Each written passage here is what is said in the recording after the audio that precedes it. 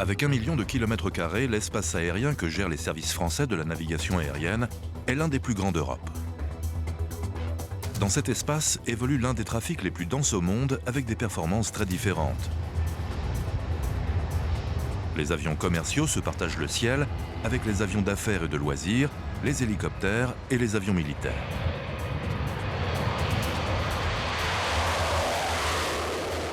Premier prestataire de services de navigation aérienne en Europe avec près de 3 millions de vols contrôlés par an, la DSNA s'efforce au quotidien d'offrir un service de grande qualité à tous les usagers, la sécurité des vols étant sa mission première.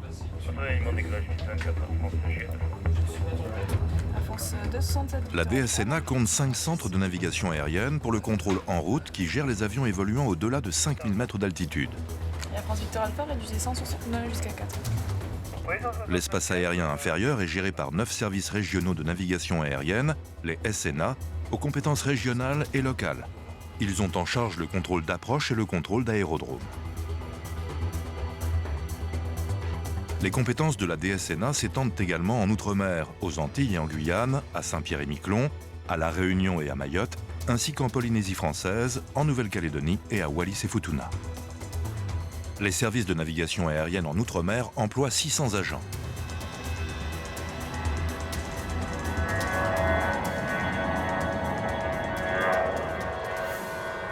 L'aérien est le mode de transport le plus sûr, et cela n'a rien du hasard.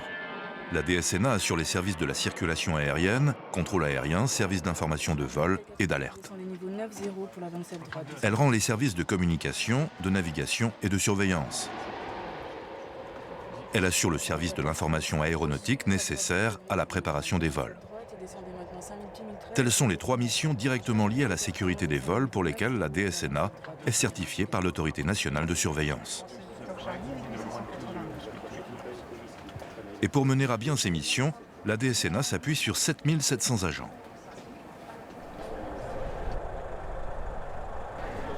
Au sein de la Direction générale de l'aviation civile, la DGAC, située à Paris, la DSNA comprend un échelon central,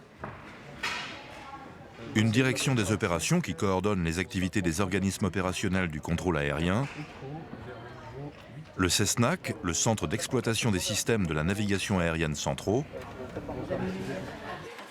et le SIA, le service de l'information aéronautique. Une direction de la technique et de l'innovation qui travaille sur les outils du contrôle aérien de demain, en lien étroit avec la direction des opérations, et participe au maintien en conditions opérationnelles des équipements techniques.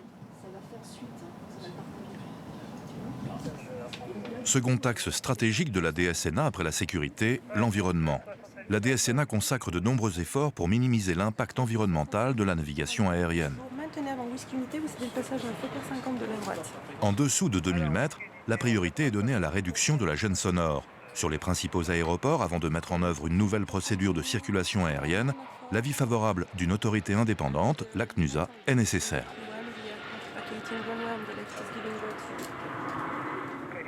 Au-dessus de 2000 mètres, la réduction des émissions gazeuses est privilégiée en optimisant le réseau de routes aériennes. Des routes plus directes, c'est autant d'économies de kérosène et de réduction d'émissions de gaz carbonique.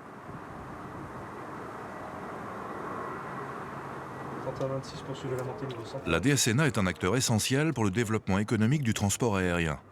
Le financement de la DSNA est assuré par les redevances liées aux services rendus en matière de contrôle de la circulation aérienne, essentiellement par les services du contrôle en route.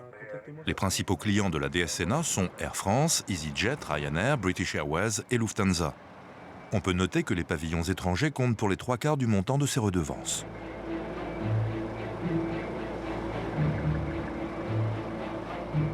Le chiffre d'affaires annuel de la DSNA est de 1,5 milliard d'euros. Les comptes sont certifiés annuellement par le ministère chargé des Finances. Le contrôle aérien est une activité de service public qui n'est pas soumise à la concurrence. Pour améliorer de façon continue l'efficacité de son action, la DSNA doit satisfaire à des plans de performance, l'un au niveau national et l'autre à l'échelle européenne du FABEC. Le FABEC, c'est un des piliers du ciel unique européen.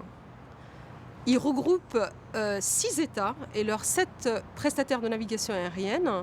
L'objectif du FABEC, c'est de constituer un espace aérien optimisé, indépendamment des frontières. Ce nouvel environnement de la navigation aérienne, situé au cœur de l'Europe, engage également les autorités militaires de ces 6 États. Par sa position géographique, le FABEC est l'espace aérien le plus fréquenté en Europe avec la desserte des plus gros aéroports. Dans cet espace évolue l'un des trafics les plus complexes à gérer au monde. À terme, il est prévu de contrôler 20 000 vols par jour.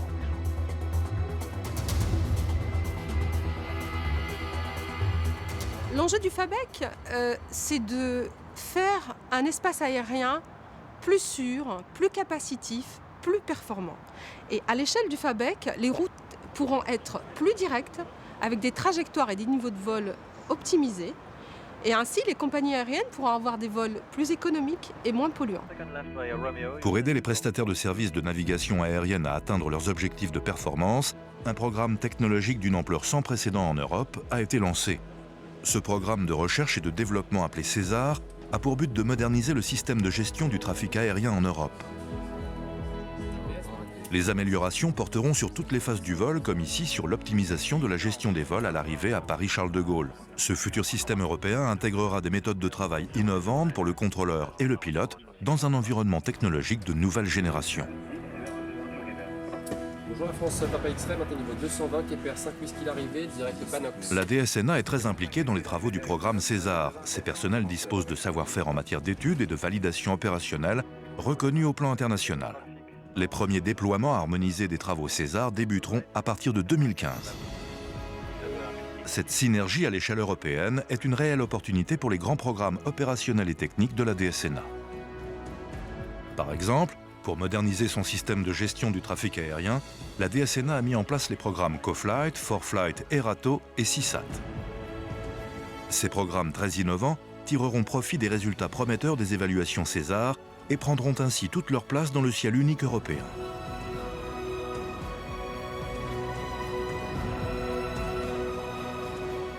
La Commission européenne a désigné l'agence Eurocontrol située à Bruxelles pour assurer une gestion globale du réseau européen afin que les usagers puissent bénéficier d'un espace aérien et de routes aériennes optimisées.